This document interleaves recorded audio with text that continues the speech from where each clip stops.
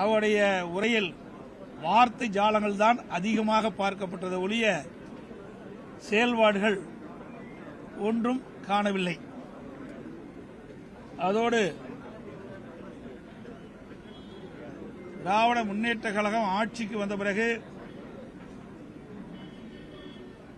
5 ஆண்டுகள் நிறைவு செய்கின்ற பொழுது சுமார் 5 லட்சம் கோடி கடனாக இருக்கும் என்றுதான் காணப்படுகிறது. இதுவரை திராவிட முன்னேற்ற கழக ஆட்சிக்கு வந்த பிறகு 4 ஆண்டுகளில் சுமார் 4,52,000 கோடி கடன் பெற்றதாக தெரிகிறது. அதையெல்லாம் மறைத்து சதவீத அடிப்படையிலே நிதியமைச்சர் தெரிவித்துக் கொண்டிருக்கின்றார்.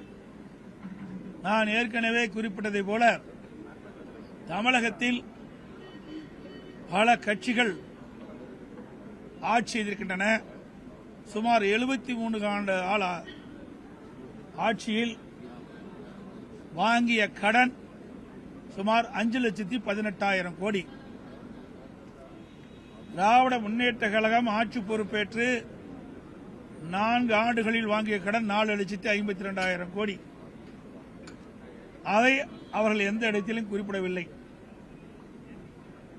திராவிட முன்னேற்ற கழகம் தேர்தல் நேரத்திலே திராவிட முன்னேற்ற கழகத்தினுடைய தேர்தல் அறிக்கையிலே குறிப்பிட்டார்கள்,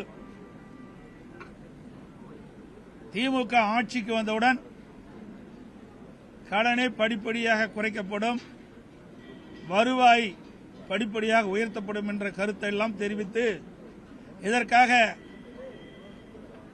நிதி மேலாண்மை குழு ஒன்று அமைக்கப்பட்டு அந்த குழுவிலே நிபுணர்கள் எல்லாம் இடம்பெற செய்து